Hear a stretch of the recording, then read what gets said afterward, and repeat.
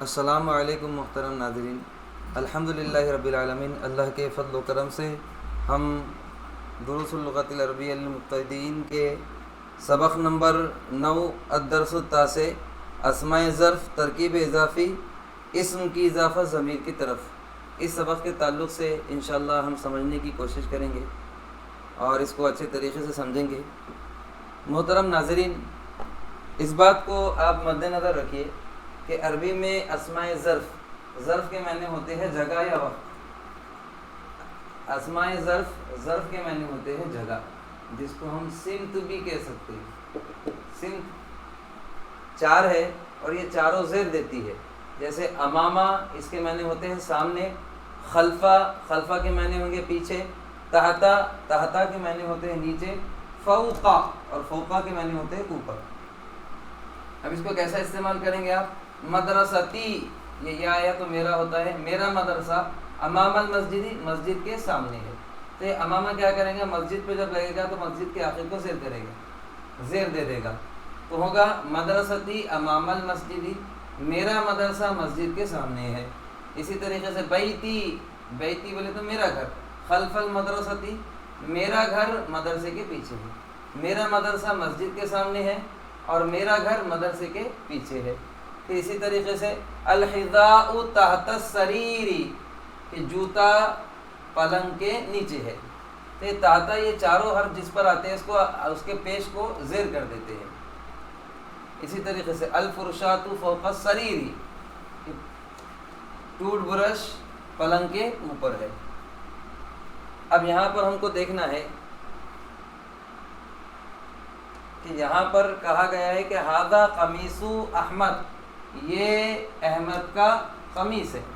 اب ہمارے پاس گھڑی احمد کا نام نہیں لیں گے، نام ایک مرتبہ آئے گا اور پھر جو بھی چیز احمد سے تعلق رکھیں گے تو ہم اس کا کہیں گے۔ جیسے یہ احمد کا قمیص ہے، وذالک حذاؤہ، اور وہ اس کا جوتا ہے، اور وہ اس کا جوتا ہے۔ تو یہ ہو جو آ رہا ہے وہ کس کے حساب سے آ رہا ہے؟ احمد کے حساب سے آ رہا ہے۔ یہ احمد کا قمیص ہے اور وہ اس کا جوتا ہے، اس کا بولے تو کس کا؟ احمد کا۔ تو احمد کے حساب سے ہم کو ضمیر دینا ہے تو ہو دینا پڑے گی۔ اسی طریقے سے ھذا سریر فاطمہ، یہ فاطمہ کا پلنگ ہے، یہ فاطمہ کا پلنگ ہے اور وہ اس کا کب ہے۔ تب فاطمہ کے حساب سے اس کا کہنا ہے تو آپ کو ہا دینا پڑے گا، اور احمد کے حساب سے اس کا بولنا ہے تو اس کو ہو دینا پڑے گا۔ تو ہو بولے تو اس کا، حذاؤہ اس کا جوتا، لیکن ہو میں کون آتا ہے؟ مرد یعنی احمد، اور کوبوہا بولے تو اس کا کب، یہ اس کا کس کے حساب سے آتا ہے؟ مؤنث سے، کیونکہ یہاں مؤنث فاطمہ ہے تو فاطمہ کے حساب سے ہا دینا پڑے گا اور احمد کے حساب سے ہو دینا پڑے گا۔ تو آج ہمارا اسی پہ سبق ہے، انشاءاللہ ہم سبق کو اچھی طریقے سے سمجھنے کی کوشش کریں گے۔ پہلا جملہ ہے ثلاجۃ، ثلاجۃ کے معنی ہوتے ہیں فریج، مروحۃ کے معنی ہوتے ہیں پنکھا، کوبن کے معنی ہوتے ہیں کپ، سریر کے معنی ہوتے ہیں پلنگ، فرشات الاسنان ٹوتھ برش، قمیص، حذاء جوتا، امامہ سامنے، خلفہ پیچھے، تحتا نیچے، فوقا اوپر۔ یہ 4 میں نے آپ کے سامنے لکھ چکا ہوں، اس کو آپ یاد رکھ لیجیے گا۔ اب ثلاجۃ فریج، مروحۃ پنکھا، کوبن کپ، سریر پلنگ، فرشات الاسنان ٹوتھ برش، قمیص، حذاء جوتا۔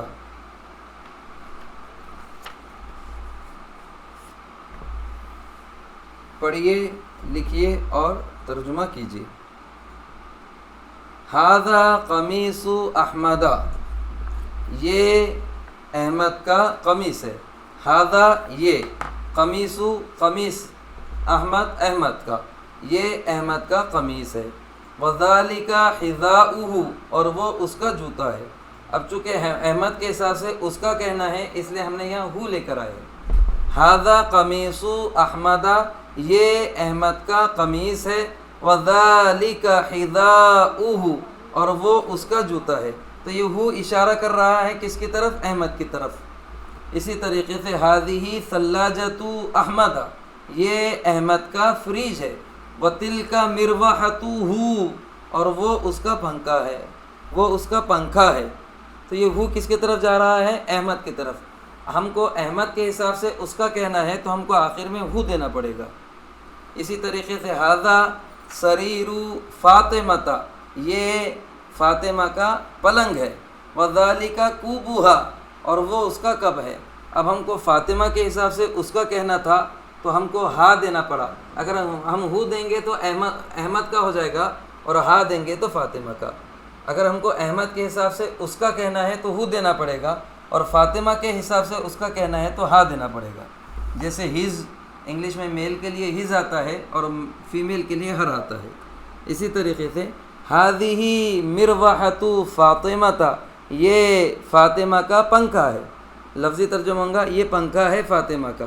وَتِلْكَ ثَلَّاجَتُهَا، اور وہ اس کا فریج ہے۔ اب چونکہ فاطمہ کا نام آیا اس لیے ہو نہیں دے سکتے، ہا دینا پڑے گا، اس لیے یہاں پر ہا آیا۔ وَتِلْكَ ثَلَّاجَتُهَا، اور وہ اس کا فریج ہے۔ ثَلَّاجَةُ أَحْمَدَ كَبِيرَةٌ، احمد کا فریج بڑا ہے۔ وَثَلَّاجَةُ فاطمة صَغِيرَةٌ، اور فاطمہ کا فریج چھوٹا ہے۔ ھذہ الثَّلَّاجَةُ أَمَامَ الْبَابِ، میں نے آپ کو پہلے ہی اس کو ڈکٹیٹ کر دیا، بتا دیا کہ امامہ یہ چاروں میں سے جو بھی حرف آئیں گے یہ جس پر آئیں گے اس کے آخر کو زیر کریں گے۔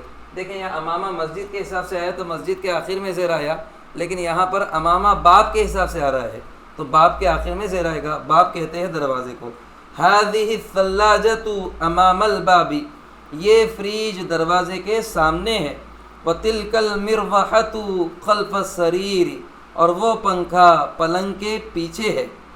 تو خلفہ نے بھی کیا کیا؟ السریر تھا، یہ راہ پہ سریر کے آخر راہ پہ پیش تھا، لیکن خلفہ کی وجہ سے زیر ہو گیا۔ اب اسی طریقے سے اس کا ترجمہ ہوگا کہ ھذہ الثَّلَّاجَةُ أَمَامَ الْبَابِ، یہ فریج دروازے کے سامنے ہے۔ وَتِلْكَ الْمِرْوَحَةُ خَلْفَ السَّرِيرِ، اور وہ پنکھا پلنگ کے پیچھے ہے۔ پھر اگلا ہمارا ہوگا حذاء احمد تحت السریر، احمد کا جوتا پلنگ کے نیچے ہے۔ حذا کہتے ہیں جوتے کو، حذاء جوتا، احمد کا جوتا تحت السریری پلنگ کے نیچے ہے۔ کوبو فاطمہ، کوب کہتے ہیں کپ کو، اور فاطمہ بولے تو فاطمہ کا، تو کوبو فاطمہ، فاطمہ کا کپ فوق السریری پلنگ کے اوپر ہے۔ فی بیت احمد، احمد کے گھر میں، ثلاجۃ و مروحۃ و سریر، فی بیت احمد، احمد کے گھر میں، ثلاجۃ فریج ہے، و مروحۃ اور پنکھا ہے، و سریر اور پلنگ ہے۔ احمد کے گھر میں فریج ہے اور پنکھا ہے اور پلنگ ہے۔ ھذہ فرشاۃ الاسنان، یہ دانتوں کا برش ہے، یہ دانتوں کا برش ہے۔ اب ہم گفتگو لے لیں گے۔ گفتگو میں ہے ما ھذا، ما ھذا یہ کیا ہے؟ تو جواب دے رہے ہیں ھذا قمیص، یہ قمیص ہے۔ ما ھذا یہ کیا ہے؟ ھذا قمیص، یہ قمیص ہے۔ لمن ھذا القمیص، اب کسی بھی چیز کے تعلق سے جب آپ پوچھیں گے تو دوسرا سوال ہوگا یہ کیا ہے؟ تو یہ قمیص ہے۔ اب قمیص تو ہے لیکن کس کا ہے؟ یہ دوسرا سوال آئے گا، تو اس کے لیے کہیں گے لمن ھذا القمیص، یہ قمیص کس کا ہے؟ ھذا قمیص احمد، یہ احمد کا قمیص ہے۔ ما ھذہ یہ کیا ہے؟ ھذہ ثلاجۃ، یہ فریج ہے۔ لمن ھذہ الثلاجۃ، یہ فریج کس کا ہے؟ ھذہ ثلاجۃ احمد، یہ احمد کا فریج ہے۔ حل ھذا کوب، کیا یہ کپ ہے؟ نعم ھذا کوب، ہاں یہ کپ ہے۔ حل ھذا کوبک، کیا یہ تمہارا کپ ہے؟ کا میں ہو جائے گا آپ کا، کیا یہ آپ کا کپ ہے؟ لا ھذا کوب محمد، نہیں یہ محمد کا کپ ہے۔ ماذا علی السریر، پلنگ پر کیا ہے؟ علی السریر فرشاۃ الاسنان، پلنگ پر دانتوں کا برش ہے۔ ماذا تحت السریر، پلنگ کے نیچے کیا ہے؟ تحت السریر حذاء، پلنگ کے نیچے جوتا ہے۔ ما ھذہ یہ کیا ہے؟ ھذہ مروحۃ، یہ پنکھا ہے۔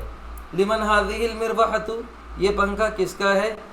اب اس کے جواب کئی ہو سکتے ہیں۔ ھذہ مروحۃ فاطمہ، یہ فاطمہ کا پنکھا ہے، یا پھر ھذہ مروحتی، یہ میرا پنکھا ہے۔ ما ھذہ یہ کیا ہے؟ ھذہ فرشاۃ الاسنان، یہ دانتوں کا برش ہے۔ لمن ھذہ الفرشاۃ، یہ برش کس کا ہے؟ ھذہ الفرشاۃ، یہ برش لفاطمہ، فاطمہ کا ہے۔ لاحمد، احمد کا ہے۔ لی میرا ہے۔ لکا آپ کا ہے۔ لہو اس آدمی کا ہے۔ لہا اس عورت کا ہے۔ یہاں پر ہمارا نواں سبق ختم ہوا جو بڑا آسان تھا۔ جو ترکیب اضافی پر بھی تھا اور اسم کی اضافہ ضمیر کی طرف اس کے تعلق سے تھا۔ انشاءاللہ کل جب ہم سوال جواب کریں گے تو اس کے مزید اردو کو کھولیں گے اور اس کے مزید تفصیلات اس کی بیان کریں گے۔ تب تک کے لیے اللہ حافظ۔ آپ سے گزارش ہے کہ اس کو لائک اور شیئر ضرور کریں اور دوسروں تک پہنچائیں تاکہ آپ کے ساتھ ساتھ دوسرے بھی عربی زبان سیکھنے میں ان کے لیے آسانی ہو۔ السلام علیکم ورحمۃ اللہ وبرکاتہ۔